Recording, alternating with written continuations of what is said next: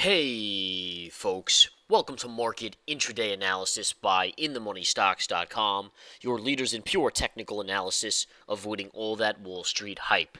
Today, Monday, March 1st, 2010. Well, folks, we're seeing the markets up today nicely across the board as we are seeing global buying on global relief of Greece, along with positive mergers and acquisitions announcements, and again, just the fact that the market overall is feeling better about the global economy.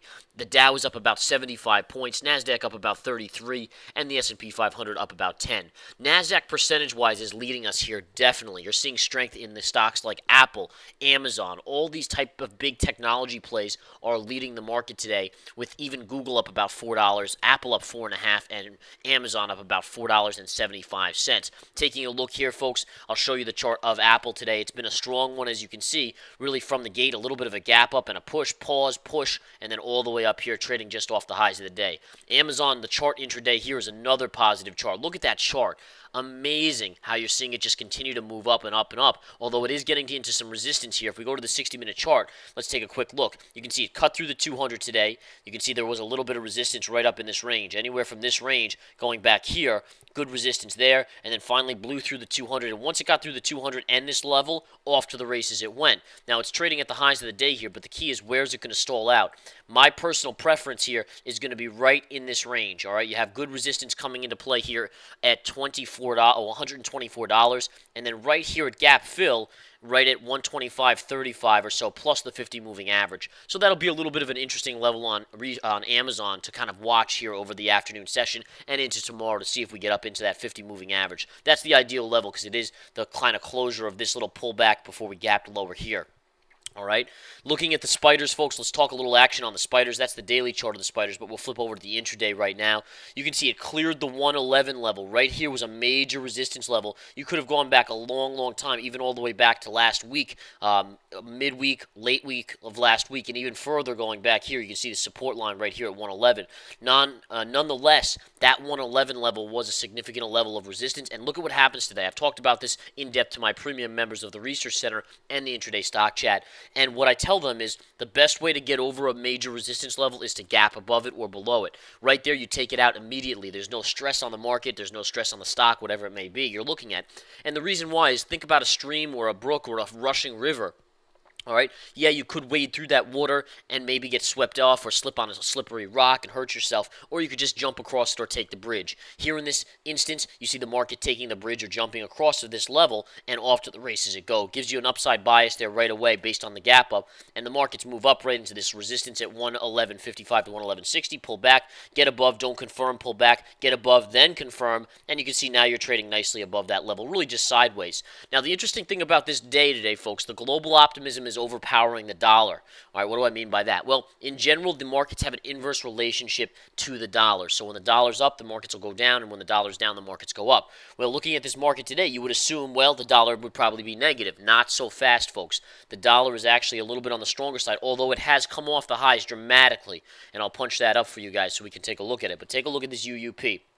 All right, initially the dollar actually moved up, and the markets did stall out a little bit, but then the dollar has slowly fallen down. And this is really where it gets interesting because the dollar's actually tanked here ever since putting in a high at around 10:30 a.m. Eastern Time, all the way back down.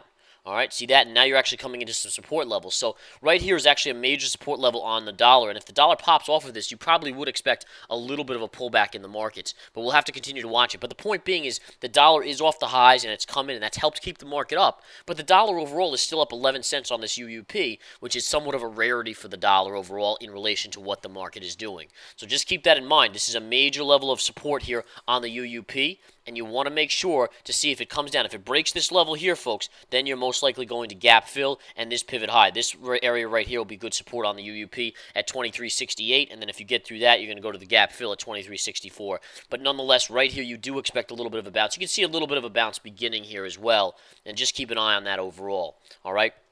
Now, going back to the SPY, let's touch on some levels to watch this afternoon. If you start to fall, and again, notice how the dollar's bouncing. Just I showed you that little UUP green candle, and that was starting to move up. Then you see the market starting to come in just a tiny bit. That's just the normal relationship showing itself, although, again, as I mentioned, it's not tied completely like it usually is in this market. All right, SPY support, now you're looking at this area down here. The 111.55, 111.60 level will be good support. If you get through that, you're looking at the 50 moving average here at 111.35 or so. And if you get through that, the lows of the day right here at 111.20 will be good gap window support. Cutting through that, you'd look for gap fill down all the way to 110.75 or so from yesterday. All right, so those are your key levels to watch on your intraday downside going into the afternoon. On the upside, there's a little resistance right here. Good resistance right here at around 111.90 to 112. That is a key level that I've talked about to my members of the 112 level. If you get through 112, 112.30 to 112.50 would be of interest to me as well to keep an eye on this market.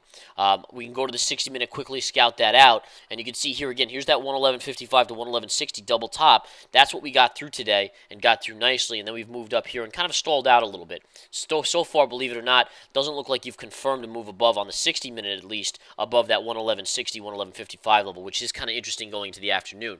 Volume remains excessively light, folks. 100 million traded on the SPY right now. It is very, very light at this point. And that has to be taken into account. Generally, we've been seeing this. We've seen the market over the last 2 to 3 weeks float up beautifully, but now what you're seeing is there's no volume behind it. And that has to be in a little bit of a worry for the long side, at least, of continuation.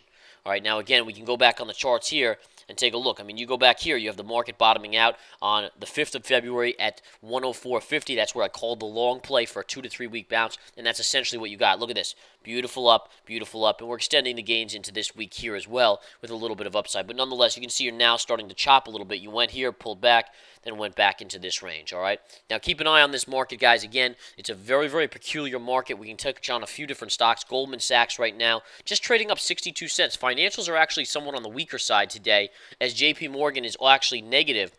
Now, JP Morgan, see this pattern right here? That's an in spirit of bear flag pattern, so that needs to be watched right there. I'm just popping up and just looking at that right away. You have a big red candle, inside bars, sideways to up, in spirit of bear flag 101. And again, learn those patterns, folks. That's what we teach. We teach all of this in the Research Center. We teach how to make money, how to learn the technicals that we trade off of that have made us so profitable over the last multi-year period. And again, just looking at the charts, we teach the educational side, give calls, give guidance on the market, everything from the dollar to gold to oil and to the markets and individual stocks. It's all covered in the Research Center. You get it all for just $49.99. So again, join up, folks. It's going to be a wild week. We continue to put out new swing trades in the Research Center. I actually just issued a new alert on going short something, and believe it or not, I also issued a new alert going long something. So there's a little for everyone depending on what you want to do in that Research Center. And again, I encourage you to go join up. We'll talk to you soon, folks. Take care.